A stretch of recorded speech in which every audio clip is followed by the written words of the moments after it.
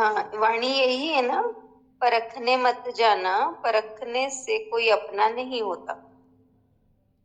परखने में कोई अपना नहीं रहता। हाँ, किसी भी आईने में देर तक चेहरा नहीं रहता। अच्छा, किसी भी आईने में देर तक चेहरा नहीं रहता। जी। हाँ, तो भाव यही मिला कि परखने मत जाना, परखने में कोई अपना नहीं।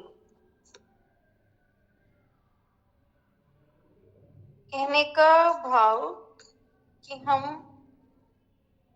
लोगों को परखते हैं, ये ऐसा है, ये ऐसा करता है, तो परखेंगे तो कोई भी अपना नहीं होगा, बल्कि यही कि जो जैसा है रिश्तों में, जो जैसा है उसको हमें वैसा स्वीकार करना होगा। परखने जाएंगे यानी किसी को भी हम सुधारने जाएं, किसी की कमी बताएं, तो कोई सब दूर होते चले जाएंगे। जैसे कहा ना कि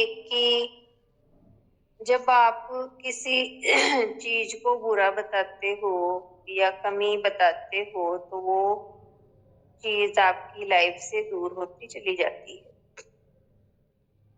वैसे ही अगर हम भी किसी को परखेंगे तो परखने से कोई भी अपना नहीं होगा, बल्कि परखने की बजाय जो जैसा है उसको स्वीकार करना होगा।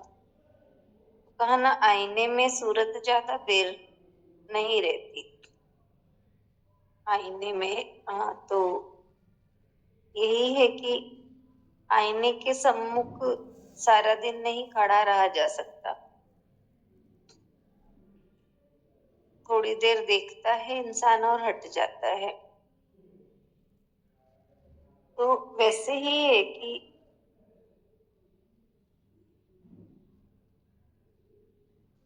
थोड़ी देर चेहरा दिखता है, हट जाता है। यानी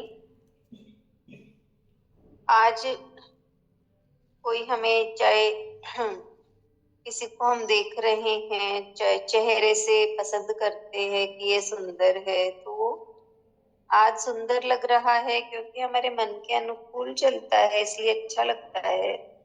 और कल को वो बदल जाता है उसका भाव हमारे प्रति, तो वो ही चेहरा है लेकिन अच्छा नहीं लगेगा। इसलिए केवल बाहरी रूप से हम किसी का चेहरा देखें या हमारे मन के अनुकूल कोई चलता है तो हम उसको पसंद करें, तो इस तरह से नहीं होगा, बल्कि जो जैसा है वैसा ही उसको हम स्वीकार करें तो ही वो रिश्ता टिकता है। तो इस तरह से समझ में आया कि किसी को परखना नहीं है, क्योंकि परखने से कोई अपना नहीं होता। क्योंकि अगर हम किसी को परखते हैं और वो हमारे अनुकूल नहीं निकलता, तो अपने आप ही वो इंसान से हमारा द्वेष हो जाता है। तो इसलिए यही है कि रिश्तों को परखने की जरूरत नहीं, बल्कि उन्हें जैसे भी है स्वीकार करना हो। ऐसे ही समझ में आया मुझे वाणी। और दूसरी, हाँ, किसी पत्थर में मूर्त है, कोई पत्थर की मूर्त है। तो यही भाव कि किसी पत्थर में मूर्त है, यानी हर पत्थर में एक मूर्त तो छिपी है, लेकिन बस उसको तराशने की आवश्यकता होती है कि तराशा जाए उससे, तो वो पत्थर में से मूर्त निकल आती है। ऐसे ही कोई, हर इंसान में भगवान तो है ही, बस उसको तराशने की जरूरत है। अगर मनुष्य के जीवन को तराशा जाए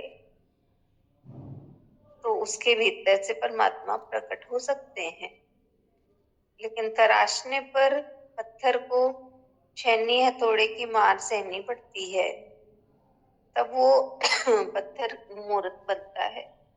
तो इसी तरह अगर सब में है भगवान, लेकिन परिस्थितियां आती हैं, वो हमें बनाने के लिए आती है। हमारे भीतर में अहंकार है, उसे निकालने के लिए आती है। तो जो इस चोट को सहन कर लेता है, उसके भीतर से परमात्मा प्रकट हो सकते हैं, या वो ही मूर्त बन सकता है उसी का जीवन। इसलिए कहा किसी पत्थर में मूर्त है, और कहा कोई पत्थर की मूर्त है। और जिसने भी अपने आप को तराश लिया,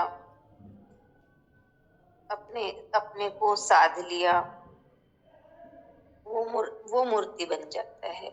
वो उसका जीवन पूजनीय हो जाता है, जैसे संतों का जीवन है। संतों का जीवन, संतों ने अपने आप को तराश लिया, अपने भीतर के परमात्मा को प्रकट कर लिया, इसलिए वो मूर्त है, यानी पूजनीय।